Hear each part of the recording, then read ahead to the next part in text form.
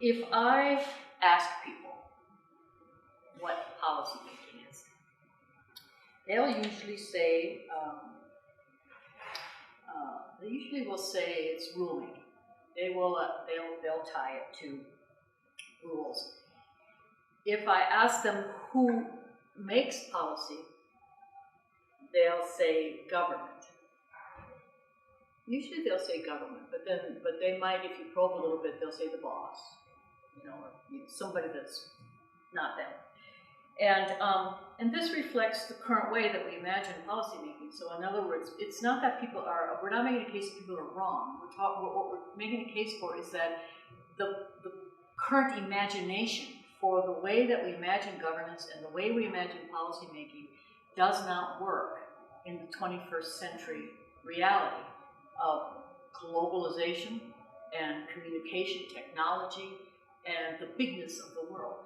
And so this notion that one jurisdiction or one certain kind of social structure can actually govern for the common good in this complexity, we see it over and over again. It's just simply not working. So just out of necessity, we're focusing on the function of citizenship as it's and linking that to the realization of that we are policymakers, we are constantly impacting the common good, and in order to be able to develop the mindset, the imagination, the skills to be able to do that in a way that is positive, you have to be able to teach what policymaking is and get people inside of it. So one of the things that has that led me to sort of thinking, okay, so how do you teach this notion of policymaking? It started with, there's a story that I tell. And I have been working with some professionals and who are working with immigrant populations. And when I would try to make the case that you can teach people, as you're teaching people to read, you can teach people what citizenship means. And I knew that because of a colleague of mine, Dorothy Cotton, who ran the citizenship schools in the Civil Rights Movement with Martin Luther King and Andrew Young and that whole crew. They would teach people who could not read. They taught them how to read the Constitution of the United States in order to be able to overcome the voting, the restrictions to voting. So this idea that we can't, that certain things people can't learn was, of course, something I didn't believe. So then I decided that I'd do an experiment. And this was a time in my life when my daughter was in 3rd grade, and so my life was as complex as everybody's life. I was supposed to volunteer in school, as well as work and carry out my community functions. So I decided to integrate, and I decided I would have 3rd graders be a focus group for me to figure out, could they get inside the concept of policy?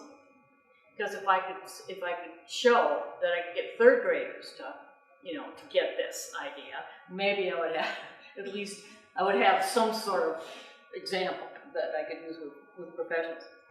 So we had 20 minutes. That's all we had, because 3rd graders had a certain amount of attention span. And the group was pretty diverse, and my daughter was in it. She was embarrassed, of course. And so beforehand, we had, the group of us who were doing this, had just asked ourselves, what are the fundamental, you had to know the fundamental quality of policymaking in order to be able to carry out this experiment. So you had to know what it was in some sort of basic way. So so we knew that it was about rules. We knew it was about problem solving and solution strategy, how you carried out solution strategy. And then this question of who does this, who's supposed to be doing this. So we had these kids, and I had some assumptions about what they were going to do. So I first of all said, what's a rule? So we used open-ended questions. Again, this whole notion that open-ended questions pulls out people what their conceptions and what they already know. And then you can have that conversation with them. So what's a rule?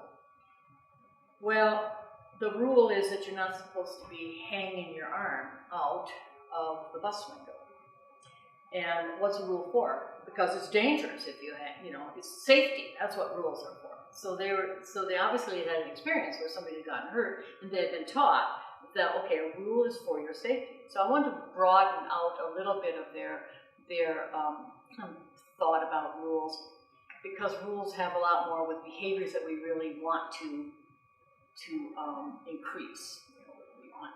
So this is the rule. This produces behaviors that we value, and so the rule will help produce that outcome. So I said, what if you're playing a game and you don't have rules? So then they could see that you couldn't. There'd be no inside outside. Rules are sort of like a container. They say what you're supposed to do and what you're not supposed to do. So they could see, oh yeah, that wouldn't work. We couldn't play the game. So it had gotten their attention in and around the significance of rules. So then I needed to put in a context in which we could test out the way that they imagined problem solving and problem definition. So what if you lived in an apartment building and there was a rule that you couldn't have pets? And it was really fun. We had advocates right away, or people who were going to go out there and fight against that rule because that was unfair. That rule was unfair. And then a couple of the kids had a bit more strategic attitude at it, and they kind of moved right into a problem-solving mode. And they said, well, they would go. I said, what would you do about that? And they would go into the apartment building and they'd go talk to the manager, so they knew how to discern authority and where they wanted to impact power and have influence. They had that imagination. They, of course, put that word to it, but that's how they saw it. And so so that was one way of a little bit more sophisticated than just rebelling, against the rule. They were going to try to impact the system. So we were running out of time at that time. And I said, well, who makes the rules? And I literally thought that they would say their parents or the principal. And they literally, in a chorus, said, the government and the boss and the government. That's who makes the rules. This was the next generation coming up, or a couple of generations out from me. So they already had picked up a conception of policymaking. Where do you think that they picked that up? At the dinner table, I think, listening to their parents, complaining about the places where they spend their time, and complaining about government, putting themselves outside of that powerful function. So this notion that somehow new generations are going to somehow be the answer, when there is nothing within the culture that teaches, that puts us inside the function of policymaking, is not something we should hold. That we should just sit by idly and wait for it. So civic organizing is very, very tied to, well, it by its nature, it's what it is about is to put individuals inside the policymaking function in the places where they spend their time. So go back to literal definitions. Oftentimes, when we're working, citizen politics is the work of the citizen.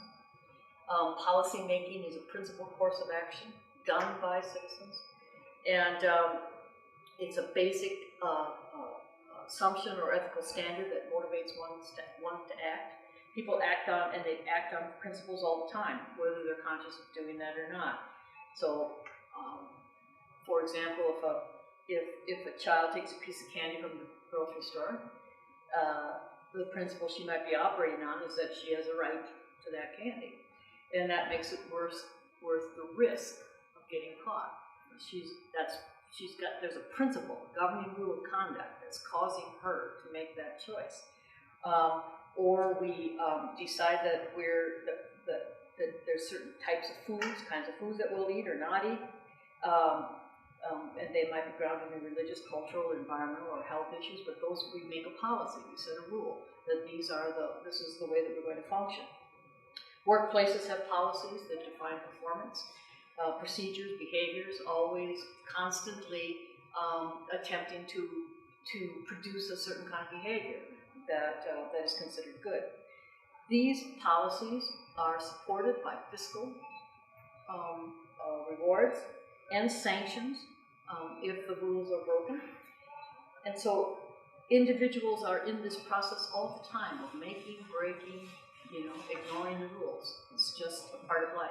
And if you can't get people to recognize or associate with that, put them inside that, then of course you have that then what you produced is this notion that it's out there someplace. Somebody else, is responsible.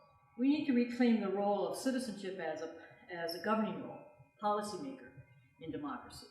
A role that each of us is responsible for, and one that cannot be delegated, and one that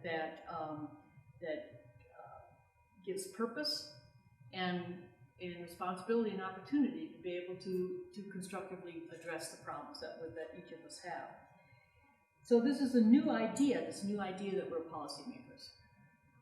But it's grounded in the literal definition of democracy, rule by the people, and the literal meaning of citizen, a governing member. And where is the role developed? It's developed in every institution and within the governing function and identity of those institutions.